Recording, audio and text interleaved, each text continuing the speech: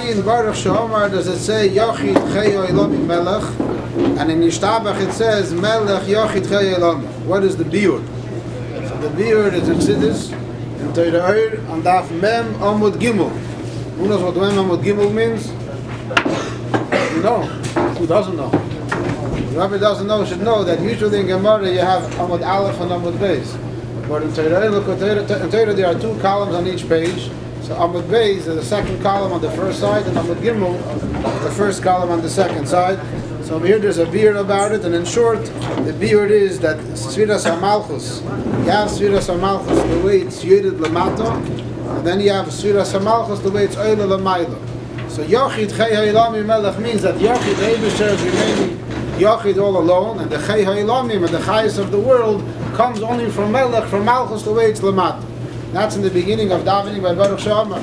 After by Yishtabach, when we go up a level, so then Melech also goes up, and now Melech goes up to Yochid, and that's why Melech is on the level of Yochid, and from there comes Chei Ha'ilami. So ideally, by davening, a person is supposed to go up to the level that as he grows in his davening, he senses that the Chayes goes up higher and higher.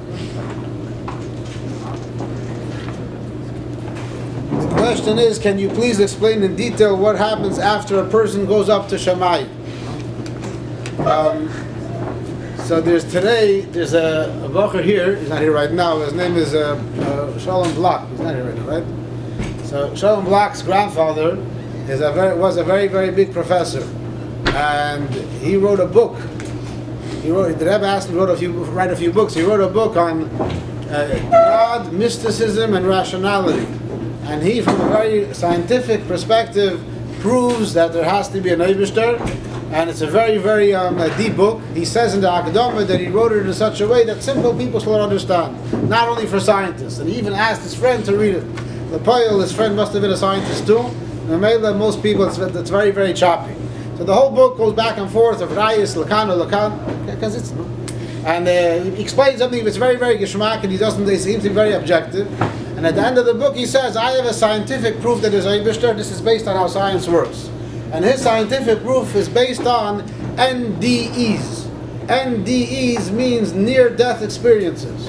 Near-death experiences is many, many people that they were in some kind of trauma or that were in an accident, whatever it may be, they were sick, and they felt their Shama coming out of their body and seeing things and seeing lights, many, many stories. So there are many goyim that wrote books about it. Lahavdil, there are Christians that talk also in these inyanim. And he says, for such a thing, scientifically, for so many thousands and thousands of people all over the world, without knowing of each other, for each one to say this, scientifically it doesn't make sense. They should all be making it up. So there must be that there's a neshama v'chul, and it comes out of the body afterwards. He goes on. He says, you can argue, but he says when he started studying the topic, so he read in an article that any group of 30 people, there's for sure one person that experienced it. So he's a college professor. So he was teaching a class of 40, 50 students. He said, let me try. And he said the statement, anybody here ever had such an experience? No one said anything. So I said, say Baba Maisis. And Pel Mamish, he finished his class, whatever, he went home, and the next day, or after the class, one of the students came to him and said, I was embarrassed to say it in public, but yes, I had such an experience. But I think people think that I'm crazy, so I don't want to talk about it. So it was proven to him, and he did more research, Now, in all those near-death experiences, they pretty much, they feel that they describe the neshama leaving the body, and they describe that the neshama comes out and sees what's going on, and they don't really describe so much time, but then how they go up Lamaila, and then there are many different, each person has his own story, what he sees, how they go and they travel, and sometimes they see these planets or beautiful buildings or whatever it may be. Pretty much all of them agree that they have some kind of special light, that they become one with this light. A lot of inyan that it says over them, when you know Chassidus, like Mamish connects one to another. And they become one thing with the light, and then some of them meet people that they know from Eilam Mamish, from this world, from the other world. And then they get to a point where there's like a Beis Din. Some people, they come back right away, but then there's a Beis Din. But pretty much all of them come back. That's how we have the reports. So what happens after the Beis Din, that B'derech Klal, we don't really know. But he describes at length. So that we're talking about your grandfather. Yeah, your grandfather's book. Which one? Huh? Which grandfather? I don't know. Just a block. That one has a book also? That one has a book also, or which book you meant? It's all about the Eibush. What are you talking about? I know. You had to write the books. You have to learn. Read it.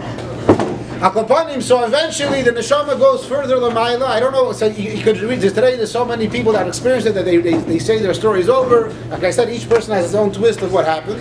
And eventually they go to a Beis Din, and over there the Beis Din, some people describe the Beis Din, and over there, so the Gemara tells us one element of what happens. The Gemara in Shabbos Lamadalef Omar Rabba, B'shah shemachnisim adam ledin, when they bring the person into din, Lamaylo Ibrim Loi Nasasav and Nasata Ba'amuna. Did you do it? Were you honest in your dealings? Kavata itim the Torah. You're careful to have sometimes some Torah. Asakta v'piri v'rivya. Were you involved in having children? Mitzayim. Tzipisa li Yeshua. Were you looking forward to the Geula? Pilpalta b'chachma. Evanta davar b'tech davar. They ask him all these questions. And there's a Tosfos that discusses this Gemara also. What's first actually says that even though they ask him first about dealing honestly, but the poil the main din happens about limud HaTorah. So that's the higher that stage. Some of the stories of these people the Taka describe that's what happens after that these questions were asked to them. But then how they go into Gan Eden or into Gehenna, that's already if they would go there, they wouldn't have the report. So it's vice versa that after that the neshama goes. It says every neshama has to go through Gehenna. Some neshamas just have to walk through it. Some neshamas have to be there for longer. It says even the biggest Rishoyim are not there longer than 11 months, or longer than 12 months. Sometimes the neshama is so bad they don't let it go into Gehenna. So it takes it a longer time till it goes into Gehenna. It takes sometimes there's stories of dibuks of Gilgulim that the neshama wasn't allowed to go into Gehenna. But most people are not shaykh to that. Most people, they go into Gehenna for a little bit, and then they're cleaned over there. The type of pain that's described in Gehenna is a very, very terrible pain. The Al-Quran and Tanya brings over there that the worst kind of pain you can imagine in this world, psi physical pain, psi emotional pain, people making fun of you, people close to you dying, people close to you getting into fights, the worst kind of pains you can imagine, times that by 70 years worth. And it happens again, and it's all very, very intense, and all that goes on in Gehenna. It's the example that's always used is a burning fire, because that's what we can imagine. Scaring, being burned alive, Rahman al-Islam, can be a terrible thing, but it's obviously a lot worse than that. And that goes on for 11 months, and then 12 months, whatever it may be, and then after that you go into Gehenna. There's something called Nahar Dinor. Nahar Dinor is a river of fire that they toivel the river of fire, and after you toivel the river of fire, then there's the Amud. Put your hand down, I saw already, no. Odmat. Then there's an Amud. The Amud is a pole. It's just like you have in the fire stations. You go climb up the pole and down the pole. So over there also you have the fire, then they climb up the pole to the level of Gan Eden. Now Gan Eden, there's Gan Eden Atachten, and then there's Gan Eden Helya, and every Shabbos, and every Dishchedish, every Yom Tov, every Yom of the Pagra, they go up even higher. There's constantly going up and down. Tzadikim in the Menucha. And in Gan Eden itself, what are they doing? The Yeshrim and Enin Miziv Ashchina. They're sitting and enjoying the biggest geschmack you could ever imagine, the biggest type you can imagine. Over there is, again, 1,000 times better, 800 times better, the biggest geschmack that may possibly be. That's the most that I know about these in Yon. Is it like, you learn out from like, when Block's Deborah said that Goyim go to Gan Eden and then I don't know about Goyim. If the Prokim in the Tanakh were divided up by the Goyim, why do we follow it? Or why can't we make our own set of Prokim made by Yidden? So the Bachar is asking that from Moshe Rabbeinu we have that Trop, and part of the Trop is Seif Pasuk. So Tanakh is divided up into Psukim, but not into Prokim. And in the Rishonim we don't have the concept of Prokim, they just say the Psukim, or they say where in the Chumash it is. But it was only later that it was divided into Prokim. And the accepted opinion is that the source of the one that divided, this is the person that divided the Prokim wasn't Jewish, he was a Galach. And the question is, why did it continue? So the answer of Pashtus is that was a scholar by Klal Yisrael, and the reason why the Chatchila Yidden accepted that dividing into Prokim is because in those times there was a lot of debates, and in order to speak to the Goyim, you had to tell them, okay, you're quoting me Pasuk Zeh and Pasuk Zeh, so the Yidden had to know which Prokim and Psukim, so that's why they had to follow that. But afterwards it was accepted by Klal Yisrael, and the Rebbe writes in the Sichel, look at the Sichel Chelik Tazayin, page 229, Ha'areh 40, the Rebbe writes, Yidua Shaklavataria B'negel Lechalukazu Lekapitla Chumekoyer. It's known that this conversation about who divided it, and seemingly the source is seemingly not a Jewish source. The Rebbe doesn't say clearly, but that's what the Rebbe is alluding to. Aval B'cholif in the Rebbe says, regardless, Hare nimtzes chalukah zu b'chol asfarim d'chol tfutzis Yisrael u'gdei Yisrael u'meyos kama v'kama deiris. That this way of dividing it into prakim is found all around the Klal Yisrael, every single from a today. That's why all the G'dei Yisrael in the past few hundred years, they go by it. U'minag Yisrael Torah-hi, and Amela we say about this, minag Yisrael is Torah. The Rebbe has a few more Maram Mekemis over here. So the Maskon is that we should not be changing it. This was discovered by Klal Yisrael, and we keep it that way. Yeah? What's it called? So also the Psukim were divided by them? Psukim were divided by Moshe Rabbeinu, but there were no numbers. Now that there was a pasuk, the pasuk is over. Now that you make it into the parak, and the parak has 10 pasuks, so each one becomes Aleph, Beis, Gimel, Kol, Yud. Why do we divide psukim differently? We don't divide psukim differently. No. Psukim are divided the same. No, not the same as the, I'm saying different for the day. No. There's certain differences. No. How we number Verses are the same. Chapters are the same. Everything is the same. Chapter verses. Prakim are different. Prakim and chapters, and prakim are chapters and verses are psukim. It's all the same. I'm pretty sure no, because I know when Yeshaya, you have a different, we start a parak. Okay, if you know differently than different, this is what I know. All right, well. This is debate this guy. I was told that you want Bochurim should get married at the age of 18 or 19. Can you explain? I am a Lubavitcher Chassid, and the Rebbe's kav is for Bochurim to get married at a younger age. There's a book over here which I say for which every Bochurim should have. It's called Shidduchim in Nisuin, Hirois of the Rebbe regarding getting married. And the Rebbe writes over here. So first, someone suggested the Rebbe to make a kollel for Bochurim to learn until 30 years old and then get married. And the Rebbe writes about that chas v'sholem. That's one thing. Now the Rebbe continues another letter. There's a whole bunch of letters. The Rebbe says, I feel very, very bad about it. I have a big tsar. I'm very pained by the fact that as far as the Yidden, when they came to Eretz Yisrael, so they started getting married at a later age. When they were in the lands where they came from, Morocco, Bechulum, they got married at a younger age. And when the Rebbe goes on and he says about what happened in the past, but there's new svaris, more and more people, and to make it to get married at a younger age, an older age. My opinion is obviously clear to get married at a younger age. Halavai the Ashkenazim should get married at the gil hachirach. Rach means young, and Achi means the youngest. Halavai the Ashkenazim should also get married at the youngest age. Okay, David Rav Chisda, the Gemara in Kiddushin, where the Gemara says over there that a person get married at a younger age. The younger you get married, the less issues you have, the more successful you are in life. V'chulu v'chulu. I have a cousin of mine that likes to say that we know that one of the greatest chassidim ever, that he was even such a great chassid, he was called a Hafer Rebbe. His name was Hillel Parisher. Hillel Parisher got married at the age of 12. So my cousin says, why was Hillel Parisher such a great chassid? Because he got married at the age of 12. Mamela, he had no issues. So Mamela, it's a very big area, it's very important. Today, unfortunately, it's going crazy getting married, talking about it. No, this is the Rebbe's kav, it's the Rebbe's shita, and it's kedai, and that's the right thing to do. Every person has to have, you have to have your own nasei l'charav, you have to ask him protius. There are situations where a person in his own personal aveda, there are also letters of the Rebbe to tell parents and tell individual people to wait a little bit, but the general kav, the Oifen Kloli, the Rebbe says, Oifen Kloli, definitely the right thing is to get married as early as possible. There's no point in pushing it off, especially today's day and age. Who wrote the Medrash Rabbah? Medrash Rabbah was put together by Tanoim and Amiroim. There isn't a clarity exactly who was the Mechaber. It was not Rabbah himself, that's clear. Rabbah was an Amoira, and this is all Tanoim. Some say that the word Rabbah comes from Harbe, that there's a lot of, it's the biggest Medrash, like Godel. Some say that the first opinion over there is the first name mentioned is Rabbah. That's why it's called Rabbah. It's also mentioned over there, but B'cholifin, it was put together by Tanoim and Amiroim. How much of questions here, one after the other. When Mashiach comes, will pigs become kosher, and why? That's a whole long arichas. We have an animal shear on that. Maybe we'll give it one day. But the answer is that's a machlekes. Some say yes, some say no. And the ones that say yes is because that pigs will change losid lav, it'll become mutter. When Mashiach comes, will we know how to shech giraffes? This question is based on a common mistake that people think that the reason why we don't eat giraffes today is because you don't know how to shech them. That's not precise. The issue with giraffes is that they're an endangered species, and the pita v'chulu, they're not one's going to let us shech them. The nation of that people say that it's not such good meat, b'chlal, those that do eat it, and maybe that's the reason. So we officially know how to shech it now as well, and we don't shech it for other reasons. Well, any other animals become kosher by Mashiach?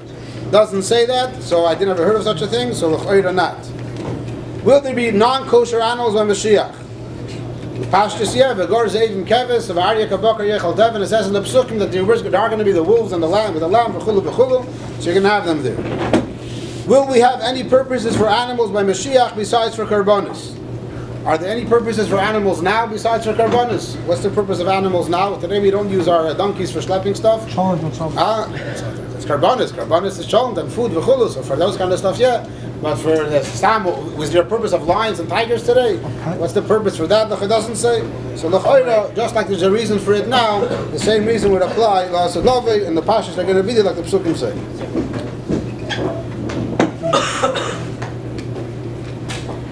If there is a cooked food, bread, cookie, fish, which you know is 100% kosher ingredients, you know how it's made and you know it's clean like expensive organic foods, does it need a hechsher or be pas Yisrael in the case of bread? It's a very, very general question. If you know 100% that the ingredients are kosher, so they are, and if it was cooked by a goy, then it depends. So certain foods that need to be bishul, and certain foods don't need to be bishul Yisrael. Now we're learning about pas, but there's another booklet we have on bishul. It's a whole summer to spend on it to know all the details back and forth. In short, there's two basic rules, and the rules are: if it's oil al shulchan malachim, if it's a food fit for a king, it has to be cooked by a Jew, or if it's a kind of food which cannot be eaten raw, then in that case, if it's cooked by a goy, it cannot be in that case, it's not. It has to be bishul Yisrael. So, if it's a food which does not require Bishul Yisrael, does not require Pas Yisrael, then yes, it does not need a hechsher. However, that's only when you know 100% sure. Today, especially the people working in kashrus, they're always coming out and telling us that even though you think this item doesn't need a hechsher, but I'm telling you it does need a hechsher. I know, for example, about cashew nuts. Remember, a number of years ago, some people always said cashew nuts are not an issue, even though they're roasted. It's only roasted with cashews, nothing else is there. It's not Ilah Shulchan Malachim, so it's not a problem of Bishul. And then one of the people in kashrus that would travel to one of these countries where they make the cashew nuts, and he said that in the same ovens where they roast the cashews, they also roast non-kosher foods. So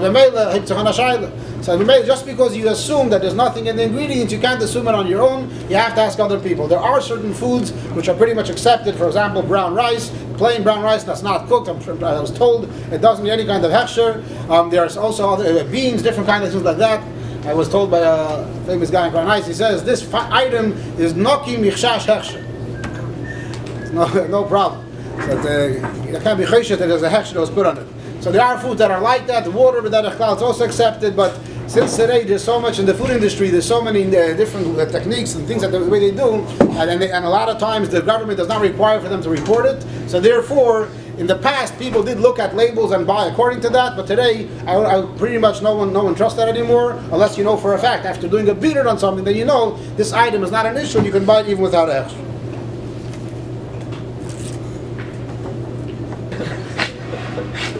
What is the line between ishtadlus and bitochin? At what point do you go and stop and say, the rest is up to Hashem? This is a very, very heavy question, and I think it has to be, there's only an individual, it's called mikra legufa, each case for itself. If someone's looking for a parnasa, so at what point does he say, I did enough, I'm relying on Hashem? I think it can only be answered in the individual kind of way. There's a ma'aseh with the Baal Shem Tov, and the Baal Shem Tov once was walking down the street, and he walked by a house, and he knocked on the window, and he continued walking. So the person there knocked at the window, by the time he got to the door to look, he saw the Baal Shem Tov down the road. So he went running after the Baal Shem Tov, Rebbe, what's going on? So the Baal Shem Tov said he needed money for something. So the chassid said, here, but why did you continue walking? So the Baal Shem Tov said, I had to make a ishtadlus, to make money. So I knocked on your window, that was my ishtadlus, and now I went back to I was doing my things what I have to take care of. So that's the Baal Shem Tov. Baal Shem Tov was such a level that he went and knocked on the door. That was enough for him to go, that was the ishtadlus that was necessary for him. He didn't have to do more than that. But if a person today is going to tell his family, tell his wife and children, I'm just going to sit and learn the whole day, and I'm going to knock on windows, and that's going to be my parnasa once I knock on a window, I don't think that can be that's the ideal. There are stories of people that they had to attack a tremendous level of bitachon. The famous story everybody knows with the guy that with his horse and wagon so someone stole his wagon, and then a ganav stole it, and the ganav put a whole chest of money on it, and then the ganav ended up falling under the sand or whatever it was. It's a Machanaim book, Rebbe Hill also, everyone knows the story. And afterwards, the wagon came back to his house. And that story begins also. That he said, I'm not going to go to work anymore. I'm relying on the Eibishter. So if the bitachon is so strong, if you're on the level of Baal Shem Tov, which everyone has to say, so if you're on that level, then that gets enough to have the minimal level of ishtadlus will be enough. And most of us are not on that level, so mainly you have to know how much you have to ask a Rav. You have to ask a mashpia. That's what I would say. Individual level, each time ask your mashpia about what level when do I stop and I trust Hashem? That's stopping. At the same time, the ishtadlus, you trust in Hashem at the same time. Is there a correct way to shecht a human so that his meat will be kosher for consumption? For example, being stuck on an island. I don't want to be stuck on an island with you. No, there's no connection. The question can be about chazer just the same. Of course, it's a joke about. I forget what the joke was, but a guy came to his Rav, he wanted to shecht the chazer, because he has nothing else to eat. And there's a chazer, he wants to shecht it. There's no such thing as shechting anything which if the meat is not kosher, then the shechting doesn't make it kosher, and there's no doesn't make it any better. A person, the question would be a lot worse, different question. If a person's in a situation where Rahman al-Islam, another human passed away, the guy's dead anyway. So now the person that's alive now is starving. There's nothing what to eat. Is he allowed to cannibalize that the leftover? That would be if anything a valid question. But we're coming up to Eicha soon, and in Eicha Taka says Nashim Rachmaniyos. What's the lashon? Bishlu Yaldeyan. And it says that even women that had Rachmanis, they cooked their own children. So I once saw a nice pshat over there. It says that the hands of the Nashim Rachmaniyos, that these same hands that were so compassionate, they cooked their own children and ate them. Rachman al-Islam. But the pshat that I read once is that Nashim Rachmaniyos, they cooked their own hands to feed their children. They cut off their hands and put it in a soup, and they cooked it up and they fed their children.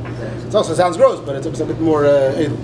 Huh? Yeah, they have a story of there was this one woman. How do you make chassidus a part of your life? And how can you have thoughts of chassidus and davening? Second half of the question I don't understand. You can have thoughts of chassidus and davening by thinking thoughts of chassidus. A person is always in the control of his machshavos, so throughout davening you can choose to think about it. How to make chassidus part of your life is a bigger question. The answer for that is in Perek Gimel of Tanya. If the Rebbe writes in Perek Gimel, there's something called das. Das means you connect it, it becomes part of your life. In order for anything to become part of your life, so the Rebbe says over there in Tanya, you have to constantly learn this inyanim again and again. If you think about it and learn it again and again and again, then it becomes part of your life. There's a story with a chassid that the Rebbe Shama, I think, told him to learn a certain mimer 400 times. He went into a room and he locked himself in the room and he learned the same mimer 400 times. And after he came out of the room, he said he saw the mimer in front of his eyes. Not that he just saw a blur of the words. He was the teichen of the mimer, became part of him that he lived with. So that's the way it works. If you learn something again and again and again, that it becomes part of your life. It becomes real to you. If we say that la'asid love a guf will be higher than the Shama, and Nigla the Torah is compared to the Guf, and Pnimius HaTorah Chassidus is to the Neshama, does that mean that Nigla will be higher than the Shama, than Chassidus? Yeah? Bachar is asking that if the Asid Lavi, the body will be greater than the soul, so Ibazoi, Nigla will be greater than Chassidus Asid Lavi. So I didn't really have a chance to look so much inside, but in Svara I would say like this. In Svara I would say, what does it mean that the Asid Lavi, the Guf will be higher than the Shama? The physicality of the Guf, the Gashmis of the Guf, that's not going to be higher than the Neshama.